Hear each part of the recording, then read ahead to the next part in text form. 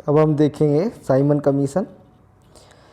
तो जो 1919 का जो मॉन्टेग्यू चेम्सफोर्ड सुधार थे उसमें ये वैधानिक आयोग के गठन का एक प्रावधान किया गया था, यानी और जिसमें 10 वर्ष बाद जांच करने के बाद अपनी रिपोर्ट प्रस्तुत करनी थी। लेकिन समय से पूर्व हुई, यानी कि निर्धारित समय से 2 वर्ष पूर्व ही 1927 में ही ब्रिटिश सरकार ने नए भारत संविधान में भारत की स्थिति का पता लगाने के लिए सर जॉन साइमन के नेतृत्व में 7 सदस्यीय वैधानिक आयोग के गठन को मंजूरी दे दी। यानी कि साइमन आयोग था जो 7 सदस्यीय आयोग था, और इसका जो अध्यक्ष थे इसके वो सर जॉन साइमन थे। तो इसमें सभी सदस्य इसमें ब्रिटिश थे, इसलिए सभी दलों ने इसका बहिष्कार किया। आयोग ने 1930 में अपनी रिपोर्ट पेश की। द्वैध शासन प्रणाली, राज्यों में सरकारों का विस्तार, ब्रिटिश भारत के संघ की स्थापना, सांप्रदायिक निर्वाचन व्यवस्था को जारी रखना आदि इसने सिफारिशें की। आयोग के प्रस्तावों पर विचार करने के लिए ब्रिटिश सरकार, ब्रिटिश भारत और भारतीय रियासत जो थी उनके साथ 3 गोलमेज सम्मेलन किए। इन सम्मेलनों में जो चर्चा हुई उसके आधार पर एक श्वेत पत्र, संवैधानिक सुधारों पर एक श्वेत पत्र तैयार किया गया, जिसे जो ब्रिटिश संसद की जो संयुक्त प्रवर समिति थी उसके समक्ष रखा गया, और इन सिफारिशों को भारत परिषद अधिनियम 1935 में शामिल किया गया था। अब देखते हैं सांप्रदायिक अवार्ड।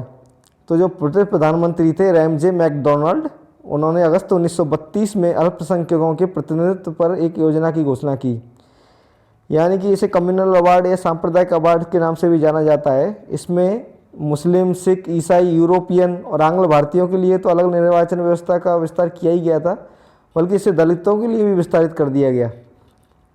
हालांकि दलितों के लिए जो अलग निर्वाचन व्यवस्था हुई उससे गांधी बहुत व्यथित हुए थे, और वो पूना की यरवदा जेल में अनशन प्रारंभ कर दिया था उन्होंने। लेकिन कांग्रेस नेताओं और दलितों के बीच में एक समझौता हुआ, जिसे पूना समझौता के नाम से जाना जाता है। इसमें संयुक्त हिंदू निर्वाचन व्यवस्था थी, उसको तो बनाए रखा गया, और दलितों के लिए स्थान भी आरक्षित कर दिए गए। अब देखते हैं भारतीय शासन अधिनियम 1935। यह अधिनियम भारत में पूर्ण उत्तरदायी सरकार के गठन में एक मील का पत्थर साबित हुआ। यह एक लंबा और विस्तृत दस्तावेज था, जिसमें 321 धाराएं थीं और 10 अनुसूचियां थीं। आज भी भारत का संविधान बना हुआ है, उसमें ज़्यादातर जो प्रावधान लिए गए हैं वो भारत शासन अधिनियम 1935 से लिए गए हैं। इस अधिनियम की विशेषताएं क्या हैं?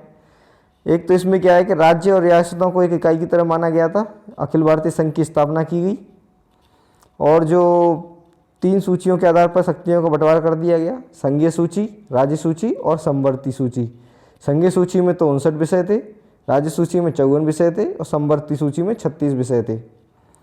अवशिष्ट शक्तियाँ हैं वो तो वायसराय को दी गई थी। इसमें प्रांतों में जो द्वैध शासन व्यवस्था चल रही थी उसको समाप्त कर दिया, और प्रांतीय स्वायत्तता का जो शुभारंभ किया। केंद्र में द्वैध शासन प्रणाली का इसने शुभारंभ किया, हालांकि यह प्रावधान कभी लागू नहीं हो सका था।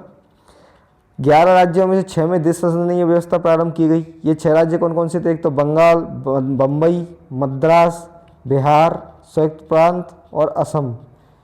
इनमें देश शासनीय विधान परिषद और विधानसभा बन गई। दलित जातियों, महिलाओं और मजदूर वर्ग के लिए भी अलग से निर्वाचन की व्यवस्था कर सांप्रदायिक प्रतिनिधित्व व्यवस्था का विस्तार किया गया। इसमें जो भारत शासन अधिनियम 1858 द्वारा स्थापित भारत परिषद है उसको उसके में समाप्त कर दिया गया।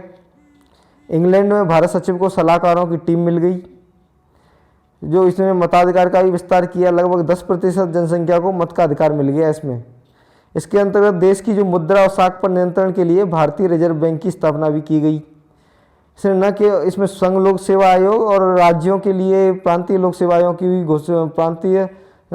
की भी स्थापना की गई, और 2 या 2 से अधिक राज्यों के लिए संयुक्त सेवा आयोग भी बनाए गए। इसके तहत 1937 में संघीय न्यायालय की स्थापना हुई। इस प्रकार से हमने ये देख लिया, और भारतीय स्वतंत्रता अधिनियम 1947 है वो हम लेक्चर में देखेंगे।